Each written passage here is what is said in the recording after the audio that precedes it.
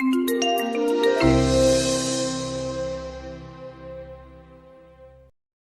you so much. Yeah, for me, it's really a very kind of awesome experience to speak at Google, because Google as a company so much represents the vision that this book is about.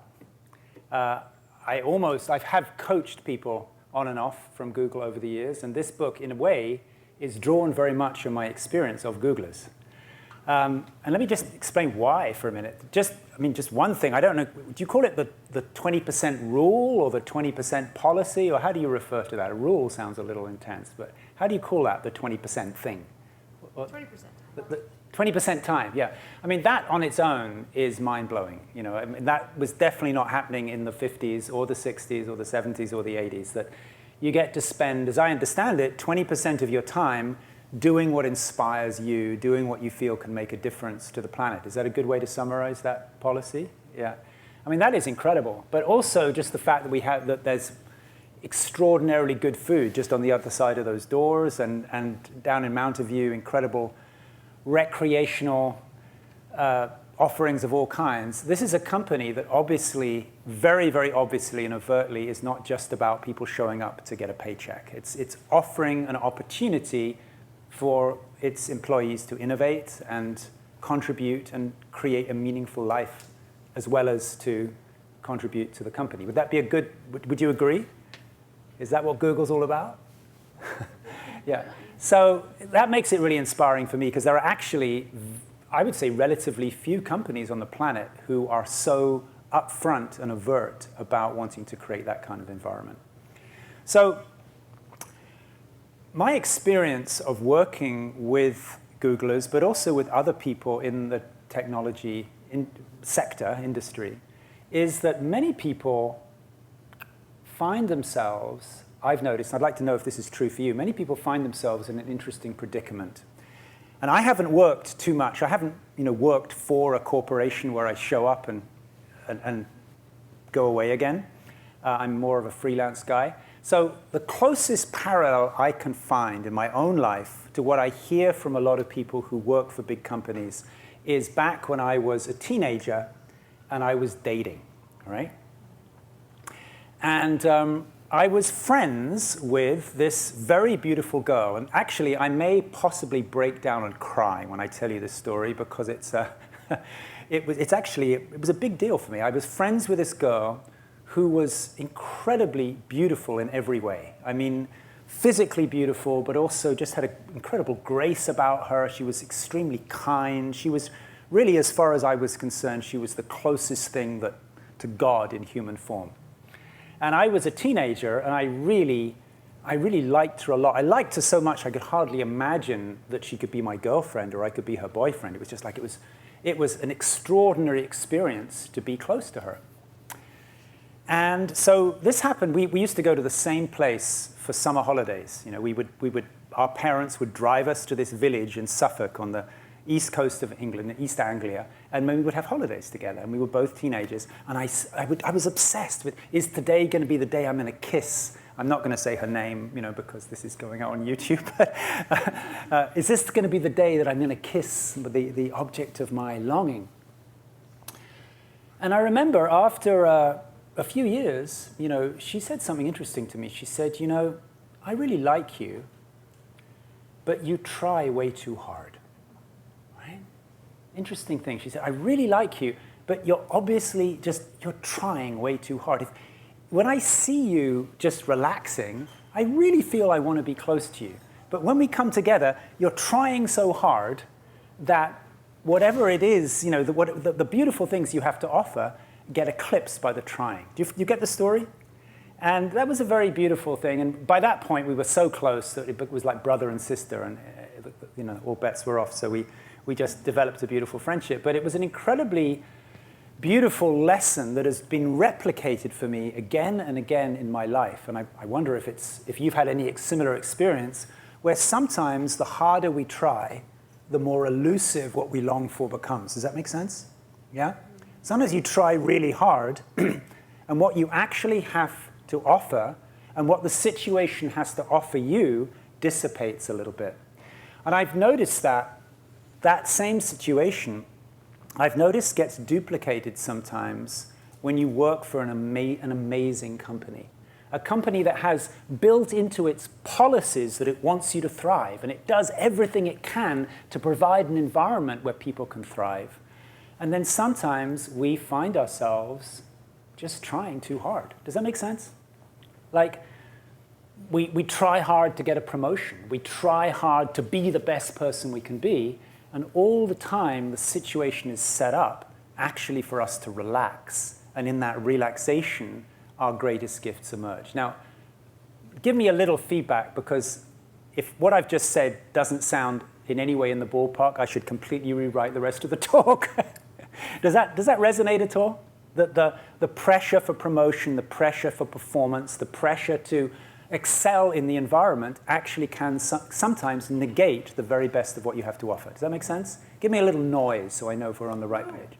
Yeah. Okay, cool. Well, that's what I want to talk about today. Okay, if that resonates with you, that's what we'll talk about. If you'd rather talk about Tangerine LaCroix, we could talk about that too. But that's what I want to talk about is how we can overcome that frustrating gap between the deepest gifts we have to offer when we're actually relaxed and being ourselves versus the pressure to perform, right? So, this slideshow is set up such that I can't see what the next slide is, so I'm going to have to actually put the slide before I speak. So, when it comes to anything new entering the world, like the 20% policy at Google is really an invitation for you to be an instrument of something new entering the world, right? More or less. It allows you to innovate. It allows you to do whatever you feel is most meaningful. Did I get that right? Yeah? Or at least to team up with other people and do that. When anything new enters the world, when anything evolutionary enters the world, it has to begin with an event in consciousness, right? That's where everything begins. So the idea of an incredible search engine that can access every website in the world and bring back results in milliseconds, that had to begin with an idea in Larry or Sergey's head, right? Somebody had to think it before you could even start to build the algorithm, correct? Everything has to begin with an event in consciousness. So let's flesh this out. Let's take a really obvious landmark like the Eiffel Tower. So everyone's heard of the Eiffel Tower. The Eiffel Tower actually, in many ways, did propel the advancement of engineering. Before the Eiffel Tower, there were limits on what we thought was possible. After the Eiffel Tower, lots of other buildings, similar structures started to be built. Well, the Eiffel Tower had to begin with plans. Before you could build a tower, you had to have plans done and engineering done, but the plans could not be drawn up before they were a thought, just a little inkling, just a twinkle in the eye of Gustave Eiffel, who was responsible for the Eiffel Tower. Scientists who focus on neurology estimate that we have about 48 mental events per minute. That's a little bit slower than 1 per second. That means a new potential mental event is happening a little bit more slowly than once a second, which means we have about 48 thoughts a minute, which translates to almost 3,000 thoughts an hour, 70,000 thoughts a day. How many people work at Google worldwide? 70,000. Okay, so multiply 70,000 by 70,000. I'm not going to do that math in my head, but that's a lot of thoughts being generated by Googlers every day, right? A lot of mental events happening every day. But if we just think of it in the world, 483,840 billion thoughts every day. Now, how many of those thoughts would you imagine create the Eiffel Tower or the iPhone or the laptop computer or penicillin or the general theory of relativity? What would you imagine? What percentage of thoughts, of mental events, do you think turn into thoughts that actually advance the evolution of humanity? What would be your guess? 1%. 1%? That's high.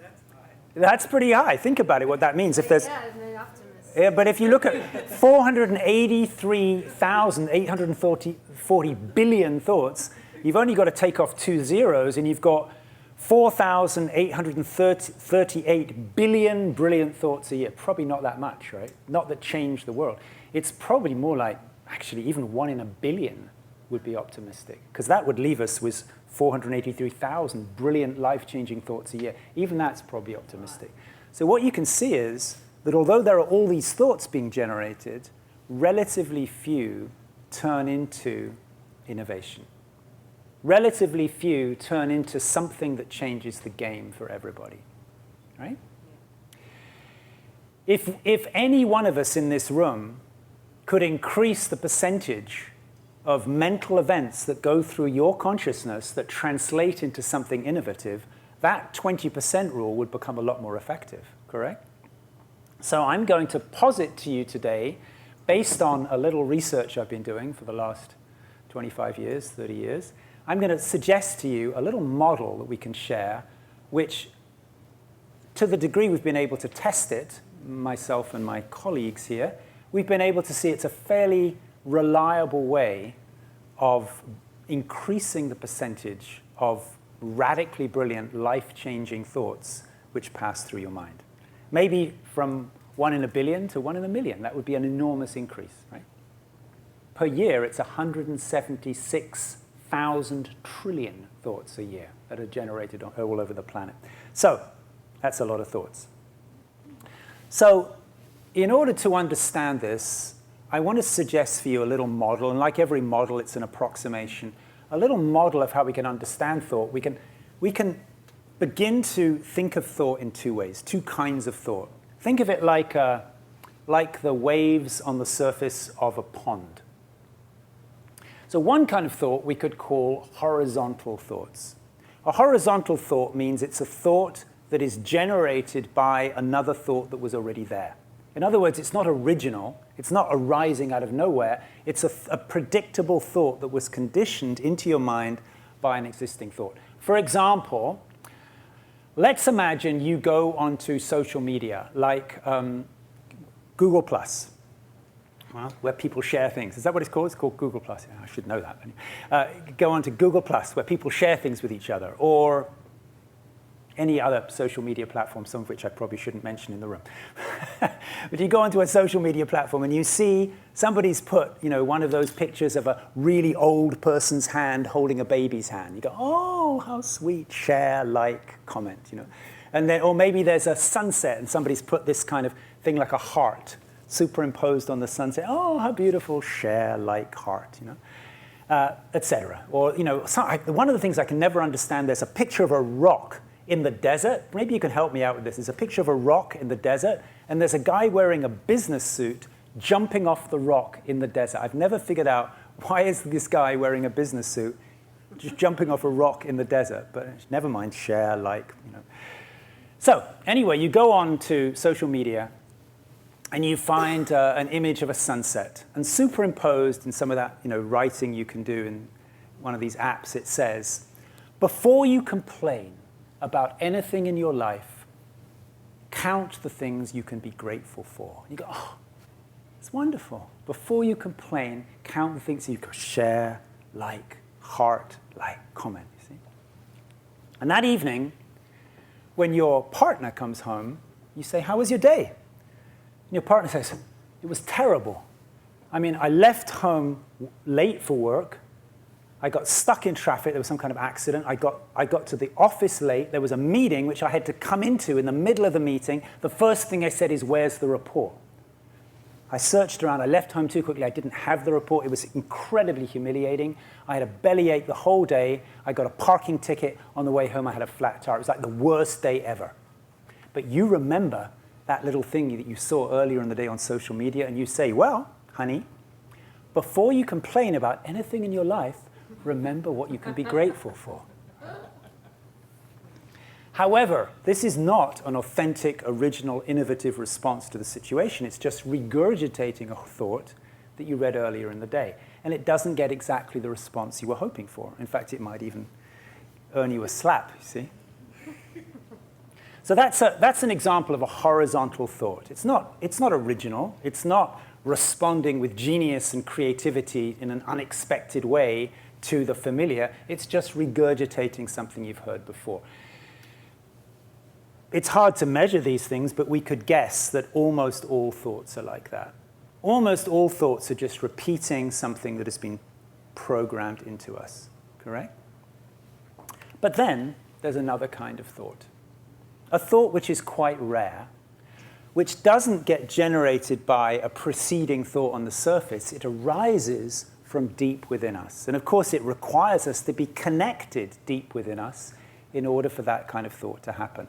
But it's a thought that percolates up from the depths. It percolates from beyond the mind and gains momentum as it comes to the surface, so that when it arises on the surface, it becomes the general theory of relativity, or a completely different way to think of phones.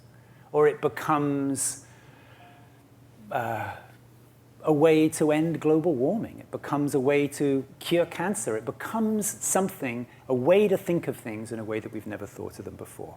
All right?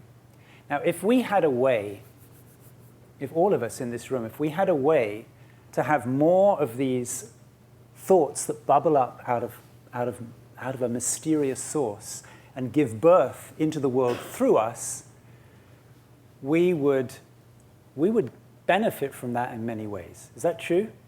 Your life would be extraordinarily meaningful if you were having original thoughts that really contribute. You would actually make more money. You would be way more valuable to the people you work with. Everything would get better if we could become vehicles of those kind of thoughts. Are we on the same page? Good. Let's move on.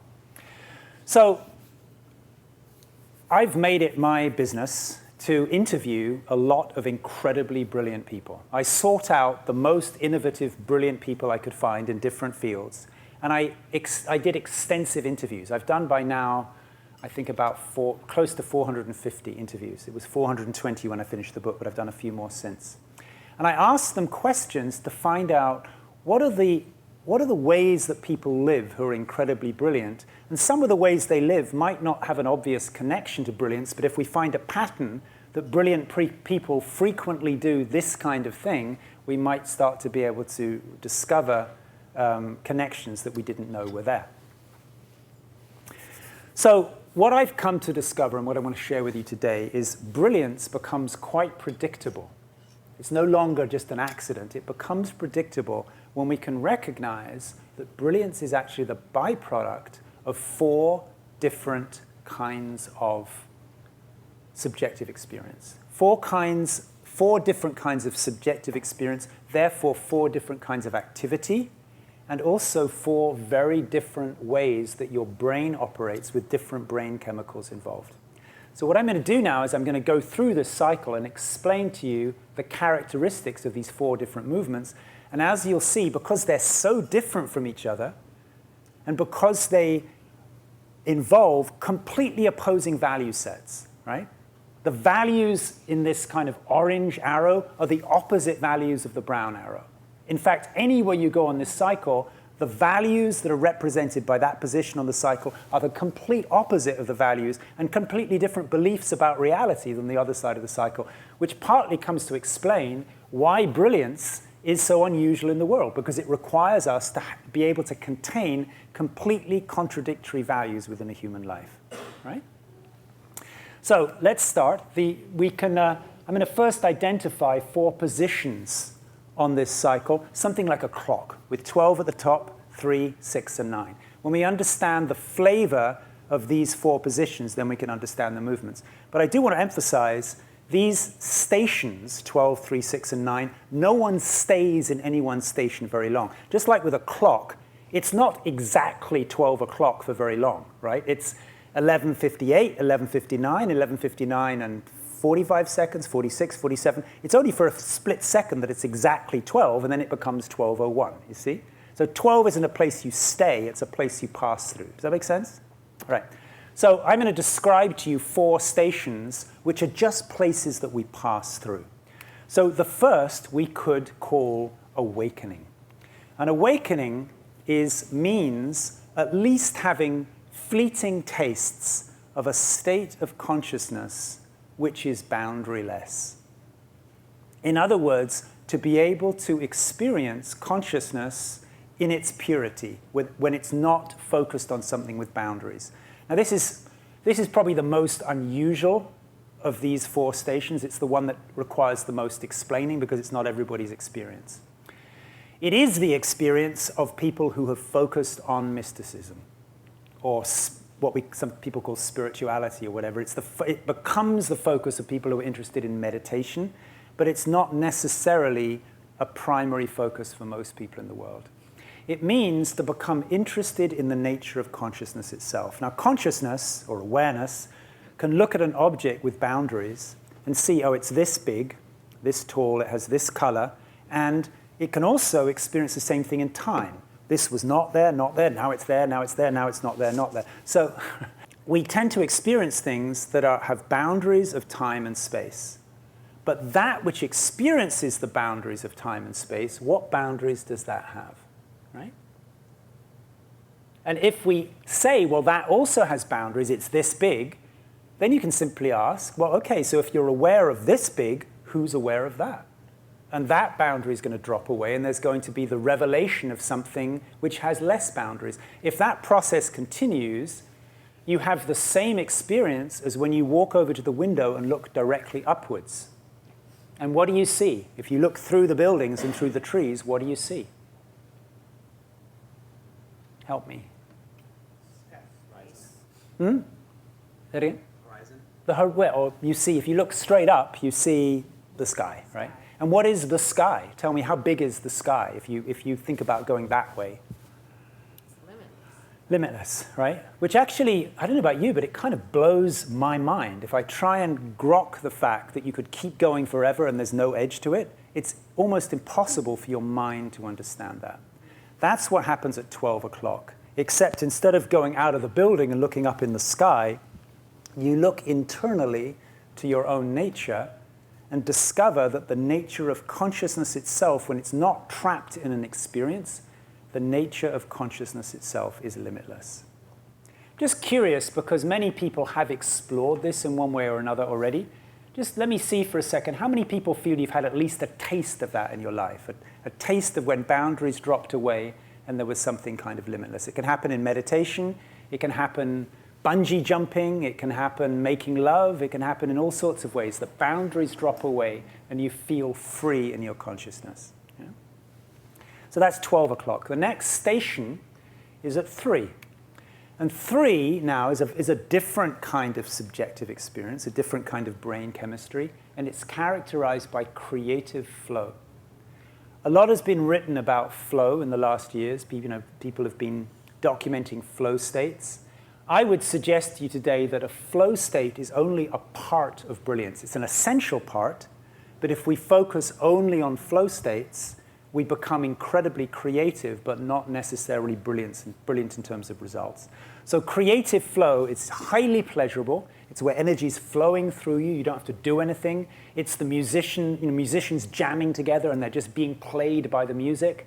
It's when you're surfing a wave and you just let go and the wave carries you. It's a writer writing automatically, doesn't have to make any effort. Let's just again do a check. How many people feel you've sometime in some context been carried away by a creative flow and you can just let go and it happens on its own? Great. So that's 3 o'clock, creative flow. The next station at 6 is the station of achievement. It's achieving material results, bringing things in on time. So it's characterized by taking action.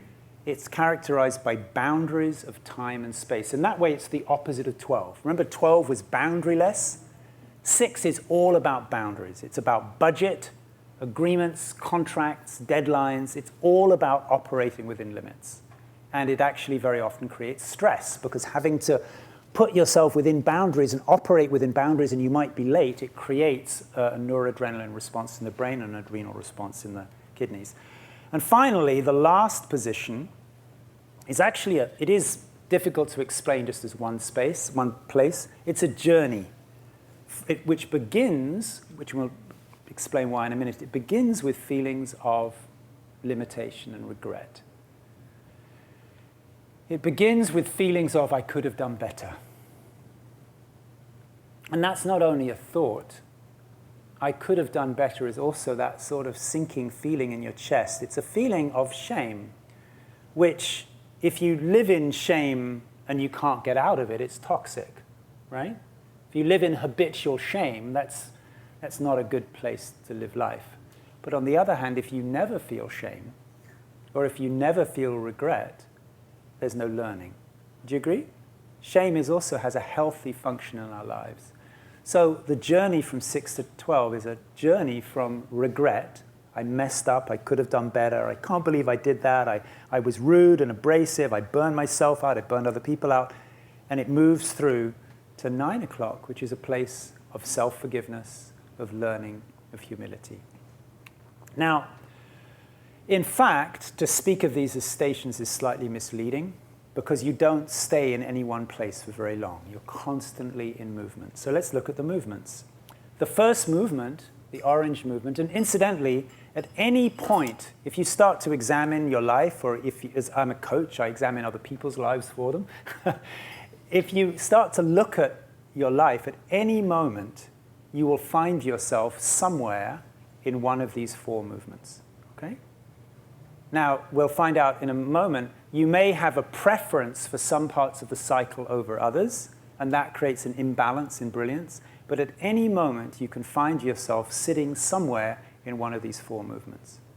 And what tends to happen is the movements tend to get divorced from the cycle, so we experience the movement to be what life's about, instead of being part of a cycle. So let's look at the first movement. The first movement begins right after 12.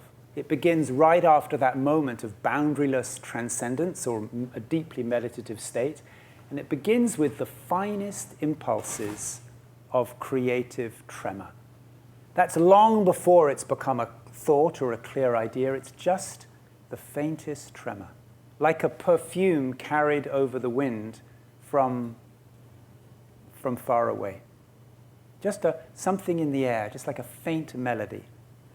And often we become desensitized to those kind of faint tremors. We're too busy, we're too getting things done to even pay attention. But if we do pay attention, the first movement is a movement from that faintest impulse into creative flow. As you pay attention to that impulse, give it attention, give it encouragement, it builds in intensity and it becomes creative flow. But the entire journey from 12 to 3 is a journey that is effortless. It's something that's happening to you. The next movement is the blue movement is the movement from flow to getting things done. So you start with flowing. Things are just happening on their own. You're surfing the wave of creativity. But if you surf it and move through the cycle, it becomes productivity. Now, there's actually a kind of a masculine and a feminine way to do that based on different hormones. If you have you could call it, I suppose, a masculine and feminine style, but if you have more testosterone running in your body, you're probably going to get things done in a testosterone style, which means you have a goal, right? There are obstacles in the way, never mind, we're going to blast through them. If necessary, we'll stay up all night, it doesn't matter, I'm going to make it alone, I don't need any help, we're just going to go. And that way of thinking is more associated with the hormone testosterone. And of course, if you go back to the 50s, a lot of business was run like that. The more feminine style, if you have more oxytocin and estrogen running in your body, the more feminine style is to have a feeling of team. We're in this together. I've got your back, you've got mine. We're going to trust it's going to work out well. We're going to move through this together. And there's less of a willingness to get stressed and burned out because it's seen as unproductive. But either way, whether we go through a masculine or a feminine style, somehow we make our way to bringing things home on time. But the closer we get to 6 o'clock, the more we start to create noradrenaline in the brain. Adrenaline in the kidneys, but noradrenaline in the brain, which means the closer you get to the deadline, the more you move into sympathetic nervous system activity and you start to suppress parasympathetic activity. You probably know what that means, but Strong sympathetic nervous system activity means you stop noticing if you need to go to the bathroom. You stop noticing if your eyes are itchy or if you feel tired. You stop noticing if you need to eat. You stop noticing the effect you're having on other people. You just get really driven. And parasympathetic activity means you go, oh, whoa, my back's hurting. I'm really tired. I'm actually, And you can keep up sympathetic dominance for months. And then, of course, you have a burnout. And that creates what's called parasympathetic flooding, which is something that I notice a lot when I work with people who work under deadlines. They push and push and push at 6 o'clock. When they finally either take a break or are forced to take a break, there's this flood of parasympathetic activity, and suddenly you feel terrible, right? Because all the symptoms that have been building up in the body suddenly flood your system, and everything's hurting, including all of your emotions. And this moves us into the next phase, okay, which is this can happen in a mild way. If you balance your life, every day you have a little nervous breakdown. Like at 6 o'clock, it's like, oh, I did this wrong, but it takes 15 minutes and you're through it. If you don't do that every day, if you don't do that repeatedly, then it builds up over months and then you have a real breakdown. But the movement from 6 to 9 is the movement from some kind of regret for the way you treated yourself or the regret for the way you treated other people, to humility. Now, there's a little kind of, I think, very interesting side note about just after 6. There was a book written in the 20th century, if you can remember back that far, by Gregory Bateson. Gregory Bateson, in my opinion, was one of the greatest minds of the 20th century. He wrote a book called Towards an Ecology of Mind. And in that book, he coined the word double bind. And Gregory Bateson saw double bind as the inevitable result of fully participating in life. So if you really jump in with both feet, I'm here, I'm going to fully give everything I've got, you're going to inevitably, not just if you're unlucky, you're going to inevitably be faced with impossible choices. Should I do this or should I do that? But whichever way you choose, there's going to be some regret about what you didn't do. I'll give you a really quick example. But if you watch soap operas on the TV, like dramas on the TV that repeat, every episode almost invariably involves a double bind. That's what makes drama interesting. So a typical double bind would be someone inherits the company from their parents. The parents have gotten old. They inherit the company. There's a lot of people work for the company who've been with the company for years, so it's like a family. But there's also a lot of family money in the company. Automation has taken over. Now, what do? Do you let go of the people because of the automation, which means you're letting down families who've been with the company for generations, or do you keep the people on and disappoint the shareholders? Within the double bind, there's no solution to that. See the point? Within that double bind, you can't please everybody. Sometimes the double bind is, do I please other people or do I take care of my own needs? But a double bind means that once you've made the decision with the best faculties you could muster, there is still regret at the end of the decision. And it's that double bind that moves us from regret to humility. By the time you move through the parasympathetic nervous system activity, by the time you come to terms with the double bind, when you get to 9 o'clock, you're fully settled in a state of humility. You realize I did my best. I did the best I could do under the circumstances. I made some mistakes, but everybody makes mistakes. I'm a limited human being with limited resources, but I'm a good person. And I forgive myself, see? That's 9 o'clock, which is, from a brain chemical standpoint, is a preponderance of GABA in the brain. GABA is the brain chemical which allows you to feel it's okay to rest now. I've given the best that I could give. I'm essentially a good person, and it's okay for me to take a break. The last movement is the movement from that humility to awakening. And it begins with an intuition of something beyond your mind. It begins with the intuition. There's a few things I know. I'm a good person doing my best, but there's so much I don't know. There's so much that future generations will know that I don't have access to just now. And that feeling of humility allows you to have the intuition of something beyond your mind. It could be an intuition of the future of humanity, like where will we be in 100 years? It could be an intuition of your own deepest nature, deeper than the thoughts that limit us. And it could be a kind of religious thing where you have an intuition of like the divine, something bigger than the human, some intelligence bigger than the human. But that is the last movement, and it brings us back, if you follow that, it brings us back into moments of awakening. If it's possible, and it's very, very rare, but if it's possible to create a human life where each of these 4 movements are active simultaneously in a life, ideally where each of those 4 movements is active in a day, I would suggest, based on everything I've been able to track with clients and other coaches, brilliance becomes much more of a predictable outcome and much less of an accident. Because we're accessing a consciousness beyond the boundaries of the human mind and bringing that forth in creative flow and bringing into manifestation and willingness to learn from mistakes.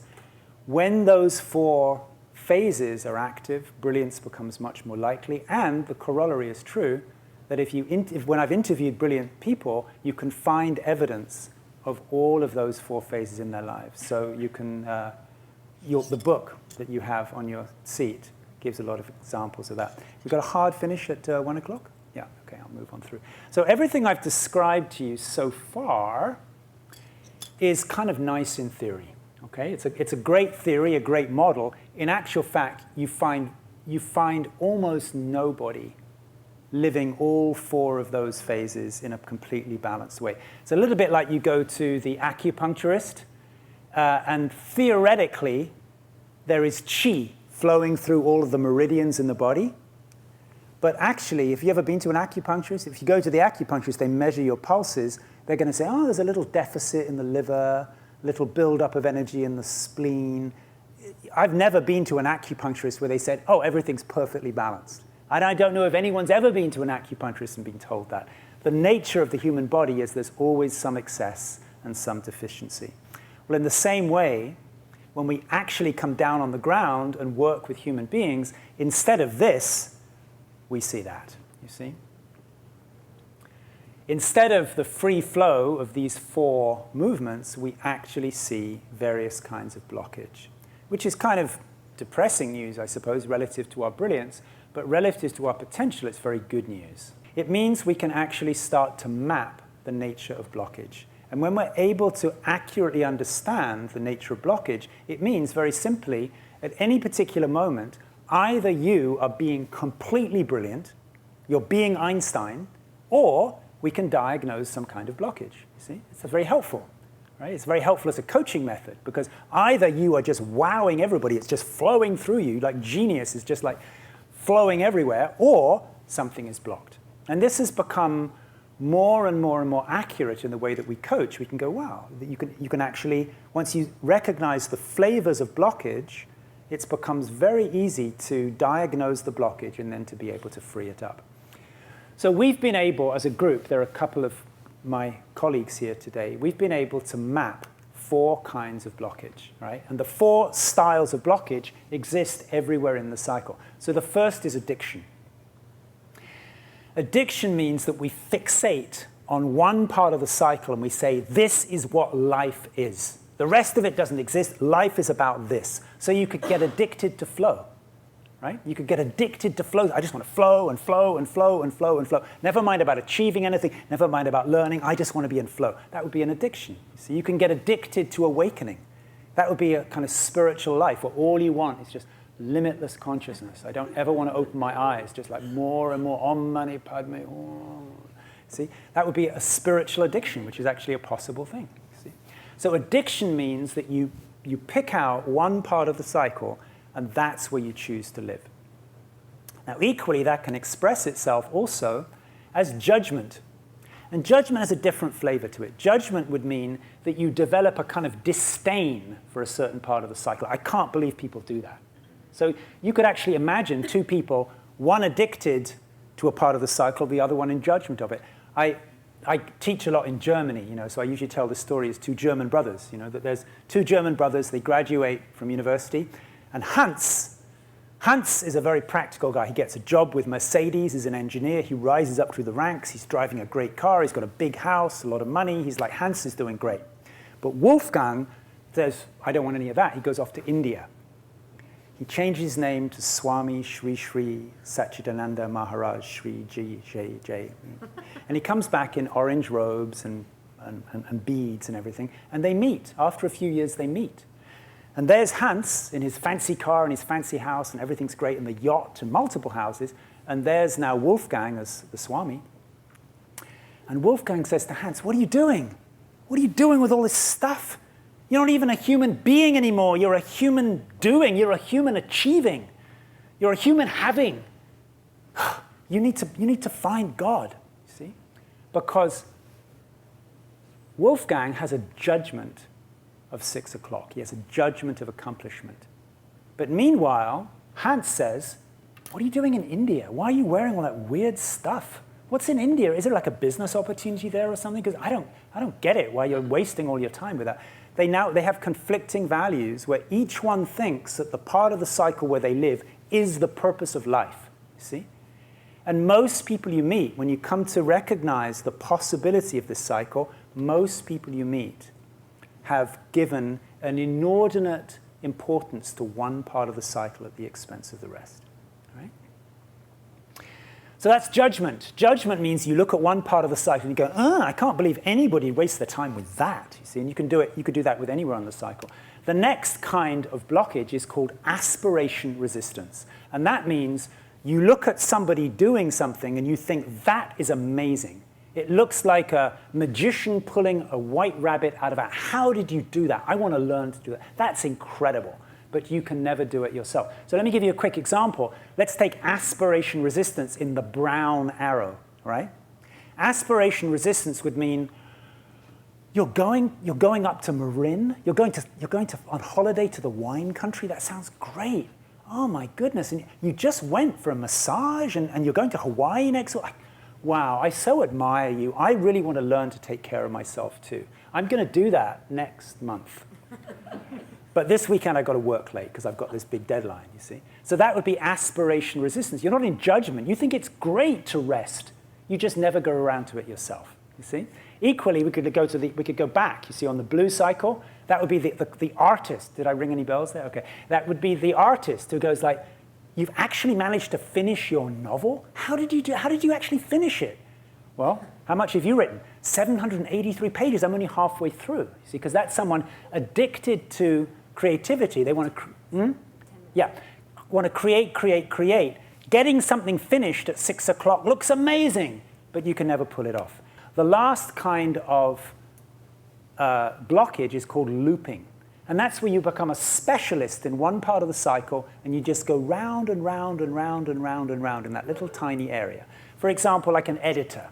An editor is going to be working at, maybe 2:45 or maybe 3:15, just going, that's all they do. They just go round and round and round and round in that area. Or a project manager, will be going round and round and round at about 4:30. And that's the problem a little bit of specialization and people working in organizations. It's more efficient for people to go round and around in one little area, but of course they become efficient as a cog in the machine, but they lose their innate brilliance, which is why the 20% policy is so brilliant, because it allows people to flourish as whole human beings. Okay, so those are 4 kinds of blockage, but remember, there are also 4 quadrants, right? 4 kinds of blockage and 4 quadrants. So 4 times 4, that's going to be a difficult one for Googlers. What do you think?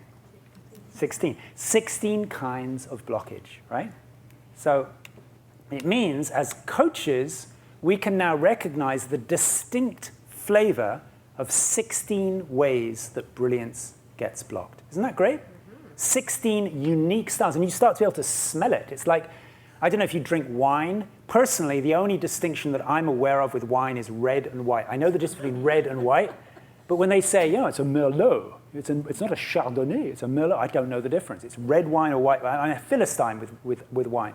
To this day, I've been drinking wine all my life. I can't tell the difference between the different kinds, but some people can. Some people go, it's a cheeky little wine with a little backsplash of blackberry. I'm going, what are you talking about? Yeah, it's a little je ne sais quoi of Paris. I'm going, why? It's wine, you know? But anyway, you can get really refined with this. Well, I can't do that with wine, but I can do that with blockage.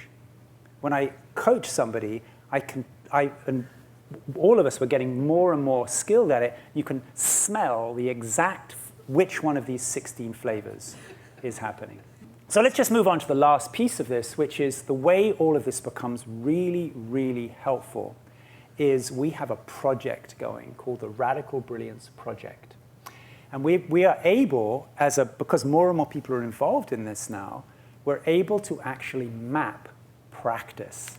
Now, what I mean by practice is anything that's ever been done by anybody in the whole history of humanity which changes your state of consciousness. Anything which has the effect of shifting your state of consciousness, we would call a practice. So, meditation is obviously a practice, but so is going shopping, right? If it changes your state.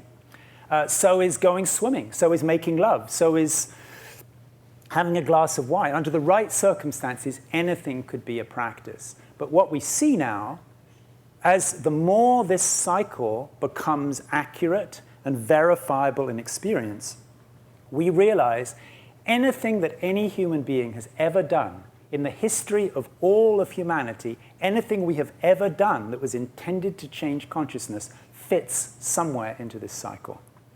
So any consciousness-changing practice is actually a viable way of moving through a part of the cycle where you're blocked. So I'll give you a few examples. Right after 12, remember that was these finest tremors? You can make a practice of experiencing pleasure in your body, like you deliberately, oh, there's a little pocket of pleasure, right there. You know. So deliberately experiencing pleasurable sensations in your body is a way of amplifying those tremors that happen soon after 12. Automatic writing is a practice that happens somewhere in the middle of that orange cycle. Musicians jamming together, whether you're taken over by the music, that's a practice that's going to amplify like, 245. Setting intentions. There used to be this thing about the law of attraction was very popular. Setting an intention, I'm going to do that in the future. That happens right after 3. It's got all of the flavor of flow, but it's got the future attached to it. Making agreements. Okay, I'll have this done by 3 o'clock. I give you my word, right? That agreement is a 4:30 practice. It's right in the middle of getting things done. Pushing through at the last minute, staying up late, drinking coffee to get the deadline met, that's a practice sometimes useful at 5:45. You can see you don't want to live your whole life that way, but it's a great practice when you need to meet a deadline.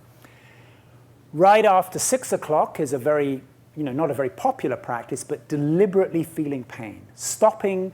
Maybe that's why sometimes when we go to a therapist, the therapist helps you to feel pain you've been unwilling to feel, and under the right circumstances, it's a great thing to do. That's a 6:15 practice.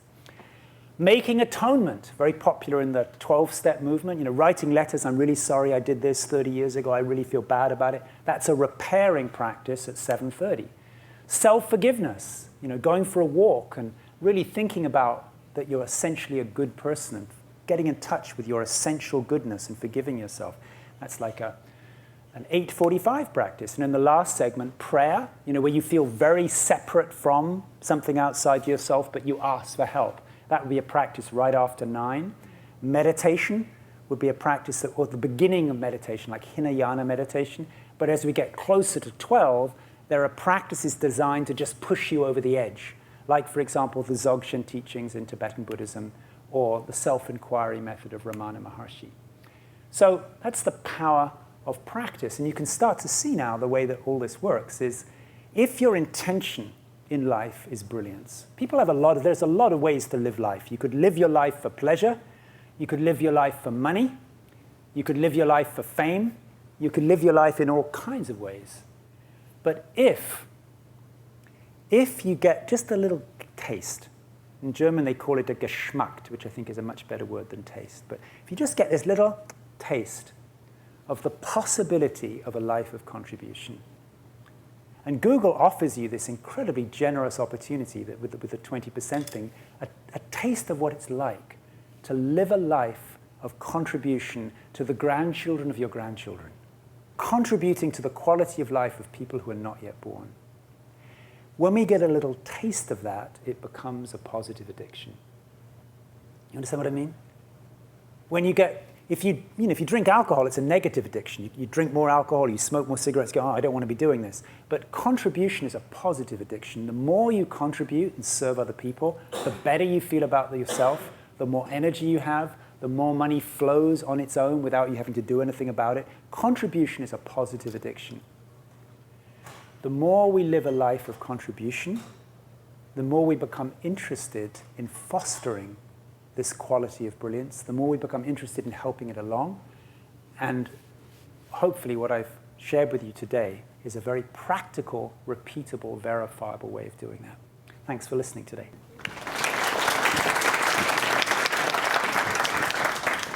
I'm curious about the clock analogy that you used with the cycle. Did you intentionally make that to mirror like the structure of a day? Because it seems like there's sort of no. Actually, that's a great point. Thank you. And in that way, I could have gone north, east, south, and west or something. No, it actually, in that way, it's a little misleading because it doesn't. In fact, if you think about it, 12 o'clock is something that I visit early in the morning. Intentionally, I get up at 4 o'clock in the morning, 4:30 actually, and if you do get a chance to look at the book, you'll find out why. But very, very early in the morning is the best time to access 12. Before the sun comes up, it's a great time, and there's a lot of traditions that support that. The time from 12 to 3 doesn't need very long to activate, unless you're actually writing a book or something. You only need like 15 minutes of 12 to 3 to activate it, but that's also a good thing to do right around the dawn. Literally as the sun is coming up over the horizon, that's a great time to be in 12 to 3, where you're ushering in these creative impulses. You can write some notes or do something. Most of our day, because of the society we live in the post-industrial revolution, most of our day is spent in 3 to 6. I mean, you're going to spend a great part of your day in 3 to 6, but it doesn't matter. So long as those other quadrants have been opened, it doesn't matter. The best time for the 6 to 9, the brown phase, is at the end of the day. So whenever you shut off your computer and say, I'm done with working, that's a time to reflect. And we have practices in our coaching method that encourage you to actually feel, those kind of embarrassment or shame, and to learn from it. And finally, the movement from 9 to 12, that is actually something that you can enter into sleep with and also come out of sleep with. So yeah, no, the times don't measure the 24 cycle, but it's an analogy. Thank you, Arjuna.